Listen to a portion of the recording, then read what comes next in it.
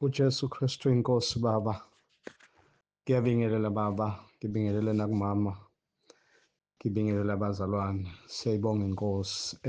Baba, ngicela ukudlulisa nabo ubufakazi uNkulunkulu abenzile ebenzela udumo lwegama lakhe ngoRoma 10. Baba, sibe nesimo la endaweni emndenini waMthiyane. UMthiyane ngamfaka ekhaya lezwi wayesebuye uyaphuma ngezathu zakhe ey'thile.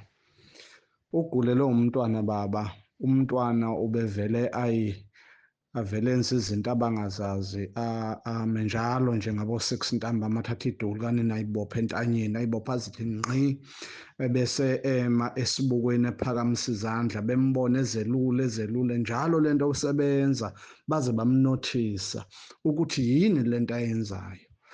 Bese betshena omunye umfundisi, ubemtshena lesi simo ukuthi bacela ukuthi azomthandazela angafiki.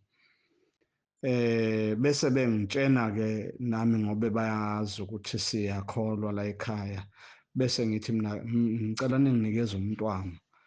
Bemthumele-ke eze la ekhaya, ngifike ngihlale naye phansi sixoxe. Hhayi, bese yalusho udaba ukuthi kunezwi suke likhuluma naye lithi ngalesi sikhathi, ngesikhathi esuke enza lezi zinto bese lithi leli zwi akayibophe. Uthi uma eyibopha ngesikhathi eseyikinya kakhulu esenesiyezi bese lijabula. Baba, sakhuleka naye njalo mase sikhuleka sivula uRoma 10 umthandazo wokunqoba, njalo siwuvule sithandaze naye. Bese ngiyamcela ukuthi bengibuye ngiwuqale phansi ngimcela ukuthi ngicela asho yedwa, awusho yedwa baba, awusho yedwa, awusho. Usuku lokuqala wayewusho kwakunzima, ubone ukuthi impi inkulu ayivumi, kodwa kwahamba ngoba esawenza umthandazo for 7 days. Kwahamba wagcina baba wawusho ngokukhululeka, esewusho uzwe ukuthi uma ewusho usho ngenhliziyo yakhe wonke. Siyambonga kuNkulunkulu baba ukuthi leli dimoni lalikhuluma naye lithi akayibulale ngobe wayeseke ehambe emahlathini. Uthi wayefike lapho alibone leli dimoni umuntu wesifazane laliphatha ucelemba, uthi wawuhlala uconsa igazi njalo. Lalikhuluma naye, angiyibuzanga-ke izinto, kodwa siyambonga uNkulunkulu baba ukuthi ngoRoma 10 ngomkhuleko womthandazo wokunqoba uNkulunkulu wasinqobela. Kusukela lapho baba aliphindanga. Simnika udumo uNkulunkulu, simnika udumo inkosi uJesu ngomthandazo uNkulunkulu asiphe wona emhlabeni. uJesu Kristu inkosi. uJesu Kristu uyinkosi. Ngiyabingelela abapostoli, ngibingelela noma, ngibingelela entabeni likaJehova, kuyabonelelwa nasekhaya lezwi. Ngithi uJesu Kristu uyinkosi. Ngicela ukuletha ubufakazi. Ngiphuphile ngokusa kwangoLwesihlanu lwey'nkonzo zabesilisa. Ngizibone ngise-Richards Bay ngaphandle kwendlu yenkonzo, ngapha ngasesayidini lasekhishini. Ngabona ubamphostoli naye beme lapho. Kwafika kimi ukuthi ake ngihambe ngikubamphostoli ngiyoxoxa naye. Mangifika ngithi ngizoxoxa nobamphostoli, ngimthole ubamphostoli ukuthi ngathi ukhuluma nomuntu efonini, ebese ngiyajika ngingene enkonzweni ngaphakathi kulo mnyango wesi-2. Mangiqeda ukungena lapho ngibona ibhentshi, ngihlale phansi ngilinde khona. Ngisalindile lapho bese ubamphostoli eyangena enkonzweni, angena enkonzweni, siphume sibuyele lapho ubamphostoli ebekade eme khona. Ebese mase sifika lapha bese kukhuluma yena ubamphostoli athi le nkonzo le angeke ize iphathwe yimi. Ebese mina ngiyamangala ukuthi hawu, ubamphostoli usho ukuthini ukuthi inkonzo ngeke iphathwe nguye? Ebese ngizibone sengingena kulo mnyango wokuqala lo mawuqhama ngasesangweni ungene egeyithini lo mnyango wokuqala. Ebese ngathi ngiyangena lapho mina phakathi. Mangingena phakathi nginyuka ngephasiji lokuqala lwey'tulo, njengoba iy'tulo zibekwa kanje. Ngithi mangiphakathi nendawo, ebese ufike ukuthi ngiqalaze indlonke. Mangithi ngiyaqalaza indlonke, ngithola abobaba behleli begcwele, bethulile, behleli phansi bonke abobaba. And then bese ngithi ngiyasuka futhi ngiyaqhubeka ngiyahamba, iy'cathulo zami azisakhoni ukuhamba, seziyashibirika. Ebese kufika ukuthi ngiy'khumule ley'cathulo, ngiy'phathe ngesandla. mase ngenze kanjalo ngoba inhloso yami bekuwukuthi ngiye lapha phambili kumama umpostoli, ngoba ngibona umama umpostoli eme nomunye umzalwane bexoxa nje, ebese ngiyasuka-ke ngiyahamba. Mase ngithi ngiyasuka ngihamba, emveni kokukhumula icathulo, hawu sengiyakhona ukuhamba icathulo sengiyikhumulile. Ngifike lapha ngithi kumama umpostoli, eish mama, ubaba umpostoli uthi angeke yena inkonzo iphathwe nguye. Ebese ethi, hawu uthisho kanjalo uthi ngeke iphathwe nguye? Nami angaze, angeke nami iphathwe yimi. Naye umama umpostoli athi nami angeke ize iphathwe yimi. Ebese ngiyaphaphama, mangiphaphama ngifikelwe amazwi alapha ku-Exodus 3 verse 5 lapho uNkulunkulu Baba ethi, Moses, Moses, ukhumule iy'cathulo zakho ngokuba le ndawo, lo mhlabathi ome kuwo ungcwele. And then bese-ke ngisho ngithi, hey yazi kusho ukuthi njengoba bengikhumule icathulo bekuboniswa lokho ukuthi leya ndawo ingcwele. And then-ke mase ngilalela inkonzo yangolesihlanu yango-4, hawu ubaba ukhuluma ngobuthathu bukaNkulunkulu. Ngithi hayi, kusho ukuthi le nkonzo iphethwe ubuthathu bukaNkulunkulu. Siyambonga uNkulunkulu, ngiyabonga uJesu Kristu uyinkosi. uJesu Kristu uyinkosi. uJesu Kristu iyinkosi. Ngiyabulisa kubazali bethu, utata nomama Nsibande. Ngibulise kwibandla lonke likaNkulunkulu. Ndicela uxolo kakhulu kuJehova nasebandleni lonke ukuthi ndize nobufakazi kudala kangaka, bube ubufakazi benzeke ngomhla ka-1 kuNovemba. La makuzaphela u-October, makuzaphela inyanga ka-October, umoya wami uye wathi ake ngingazisi nje izishumi zami la kule ndawo engikhonza kuyo ebandleni lami. Ake manje-ke ngishintshe-ke ngizise ekhaya lezwi kwababa uNsibande. Hhayi, ngangawuphikisi lo moya, ngayenza le nto. Ndazisenda-ke izishumi zami ngomhla ka-29 ku-October, ndizisendela ekhaya lezwi.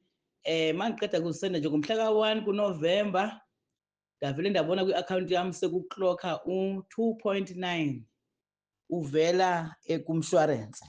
Kwathiwa le mali le u-cashback, kusho ukuthi nje ngiyayiphiwa, angiyibolekwa, angizuyibuyisa. Hhayi, ngamangala ukuthi ayibo ndamangala ukuthi ayibo, imali engaka. Ngisho ukuthi bathandekayo, kuhle ukulalela ubaba uNsibande. Uyazi kuhle ngempela ubaba uNsibande ugitshelwe uJesu njengoba esho kunjalo. Yazi noma umlalela besewenza njengoba esho, ngempela impendulo ziyavela ezivela kuNkulunkulu ezinhle. Futhi ngiyabona-ke uNkulunkulu-ke esengenza kanjena-ke, ngamangala, ngethukile kodwa futhi ngijabula. Bathandekayo, ukusizishumi ngempela endaweni e-right. Ngiyakuqala mina lokhu kade ngazikhokha kodwa angikaze nje ngibusise kusapho. Ngiyasokola, ngiyaswela njena. Ndithi uJesu Kristu uyinkosi, uJesu Kristu uyinkosi. Amen. uJesu Kristu uyinkosi. Ngiyabingelela ubaba nomama u-Apostle Nsibande. Ngibingelele abazalwane bonke basentabeni yendlu kaJehova kuyabonelelwa. Ngibingelele abazalwane bonke basekhaya lezwi ngesivumo esithi uJesu Kristu uyinkosi. Baba, ngithi angidlulise ukubonga kakhulu uNkulunkulu. Ngangenzele khona, ngibona umehluko empilweni yami. Ngangena ekhaya lezwi last year phakathi nawo ngo-Agasti, ngathi nje ngo-Agasti ngene ekhaya lezwi, kodwa benginenkinga-ke emlenzeni wami wesinxele.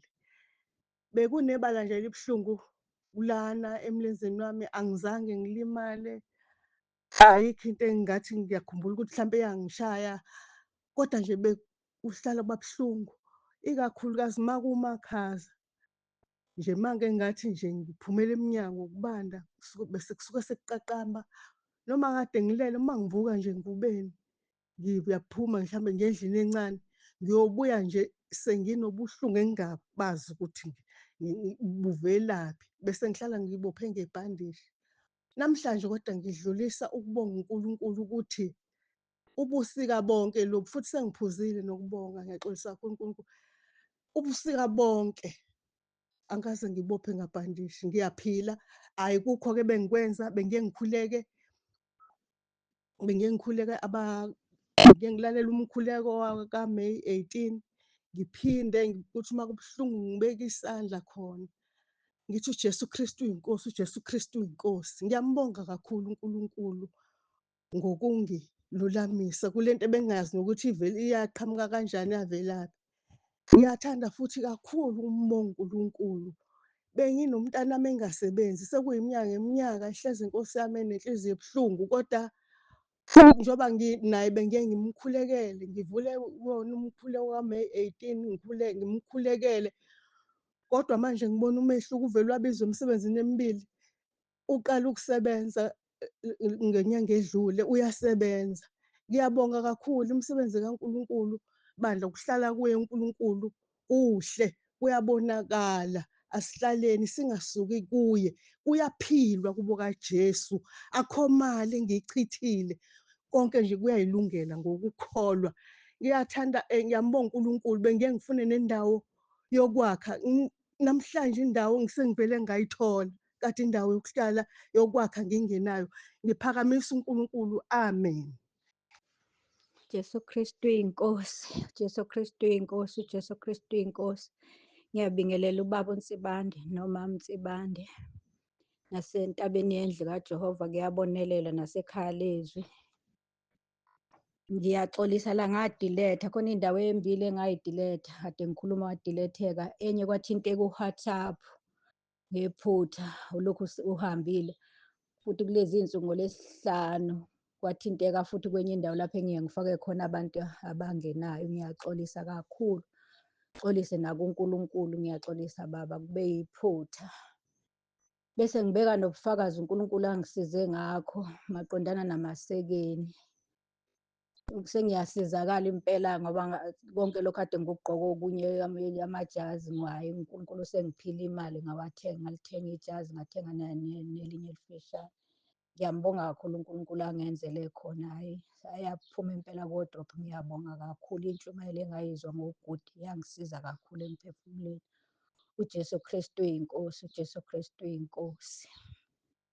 Ngibheke-ke ukuthi uJesu Kristu inkosi, uJesu Kristu inkosi, uJesu Kristu inkosi.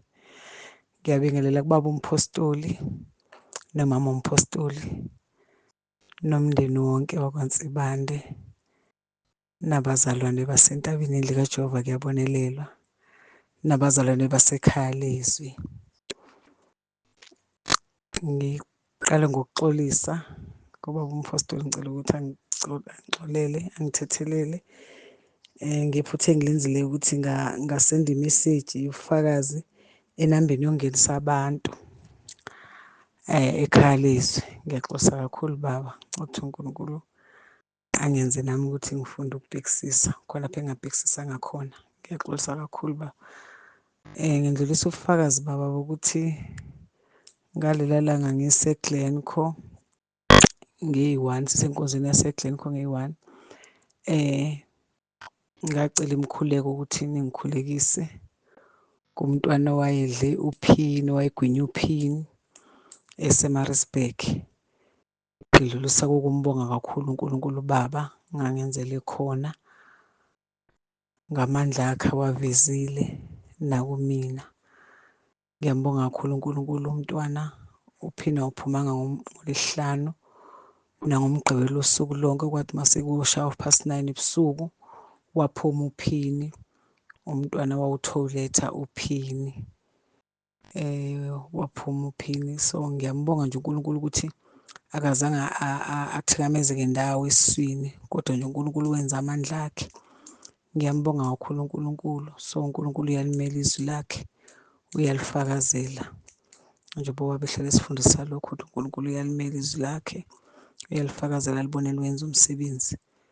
Ngiyaqinisa ukuthi ubaba wayeshilo wathi vele kuzokwenzeka uzosinda umntwana, nomama emnyango wangitshena lokho sengiphuma, wathi angiqinise ibindi umntwana uzosinda. Ngakho ngiyambonga uNkulunkulu, nangimkhuleke bonke abazalwane kade bengikhulekisa ngayo ukuthi umntwana usinde. uNkulunkulu utshengisile ukuthi yena uNkulunkulu wenyama yonke, akukho kumhlulayo. Wabuya umntwana ngolesibili ephila, wangena nje wangibingelela ukuthi uJesu Kristu inkosi gogo. Wayithatha iy'mpahla zakhe ayina wayehambe esikoleni. Uyaphila nje njengamanje akanalutho. Ngiyambonga kakhulu uNkulunkulu. Ngiyakhuleka nami ukuthi ngingasuki kuye ngihlale kuye iy'nsuku zami zokuphila kwami. Jesu Kristu inkosi. Jesu Kristu inkosi. Jesu Kristu inkosi. Amen.